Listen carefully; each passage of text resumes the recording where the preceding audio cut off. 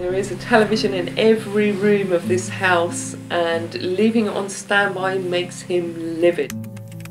I get a bag for life, well, I have about 4 of them, but unfortunately I seem to forget I have them most of the time. We are a little bit green, we do our recycling, so that's something we're taking part. These are the voices of the real people of Britain. Not eco-campaigners or activists, ordinary people in normal homes. They're the people who the government needs to help live more sustainably if it wants to live up to its promise of being the greenest government ever. But right now, there's a long way to go. The average home burns 19,000 kilowatts of energy a year. That's the same as nearly 1,400 camping stoves. Each home gets through more than 6,000 of these every year. That's 131,000 litres of water. And we're throwing away 156 bags of rubbish per household each year. A third of this is food waste, all producing its own climate-changing methane. But here's the thing. Our calculations show that through relatively easy measures, we can reduce our energy output by 33%, our water use by 15%, and our rubbish by around 48%. So as the stats show, government is not doing enough to help us live in a way that tackles climate change and resource scarcity at home. There's also a great body of research that is showing that people are very influenced by the context they're in, by the social world around them. And we wanted to know, was policy taking those things into account when it was designing things to try and change people's behaviour? And what we found was actually not really. Policy assumes that we're these kind of supercomputers that make cost-benefit analyses in our brains and then take actions accordingly. And we just don't. We're fallible, we're emotional, we respond to cues around us. Until policy starts taking that into account, we're not going to behave as policymakers think we will. We wanted to know if policies to help people live more sustainably have had any effect in ordinary British homes. In a unique study, we followed 6 households from across Britain. The Nichols family in Newcastle, Robert and Jeannie Owen from Norfolk, the Ward family from the New Forest, Latoya, a student in Reading, Michael in Slough, and Josie in Liverpool. Big energy-saving campaigns have been running for years. Our families knew about them, but didn't necessarily respond. Well, you get it off Sky, seeing if you turn your box to standby, that could light so many streets in Birmingham, like recycle adverts where it's showing you like planes made out of cans and stuff like that. The Sky one, it makes you think. Yeah. But I think you just think for a little while and then you just stop thinking about it. And very few householders sought out information about energy-saving measures themselves.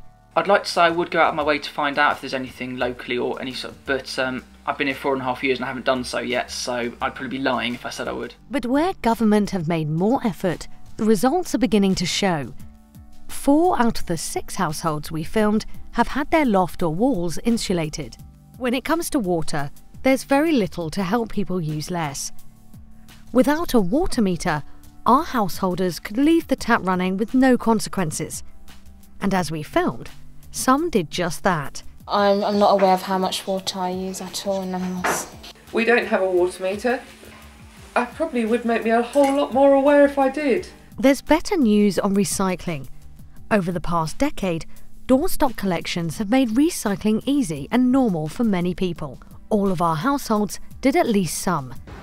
Bins outside the house, we've got like 3 bins. I've got 3 different bins. It's a big thing, recycling in Liverpool actually. Jobs-wise, cleanliness-wise, and good for the planet-wise.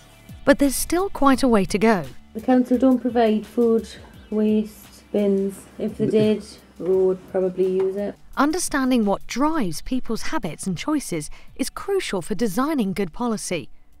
It's important to understand how people respond to the environment around them, how they respond to other people, how they respond to structures within the community, so that when new policies are put in place, they can be done so more effectively. This government has a lofty ambition to be the greenest government ever, and it's also inherited some pretty stringent targets to reduce carbon emissions and to reduce waste to landfill and so on. At the same time, it's got a really strong interest in behavioural science and in trying to find ways to engage and influence people in ways that suit those people's own aspirations and needs. So the real task now is to add those two things together to work out how you can engage and motivate people to help them play their part to achieve these green goals that we need to achieve. So 5 years from now, we'd hope to find a completely different picture. First of all, we'd hope that our householders would feel they were part of something bigger. So if they were taking action in their homes, they would know that their neighbours were, they would see visible change happening in their neighbourhood, and they were knowing that government could do the bits that only government can do. Secondly, we would hope that the structures and services provided to people enabled them to do the thing that they need to do for the environment. So maybe that's about having a food waste collection to the other 60% of the country that don't currently have one. And thirdly, they would feel that the hints they're getting from government about how they should operate, so whether that's the tax, for example, on a product they buy, is rewarding them for doing the right thing and discouraging them from doing the wrong thing, and just making it easy at every level to help them live greener lives. To help British people go green, government policies need to make a difference in homes like these. That means smarter policy design, more ambition, and a better understanding of what makes people tick.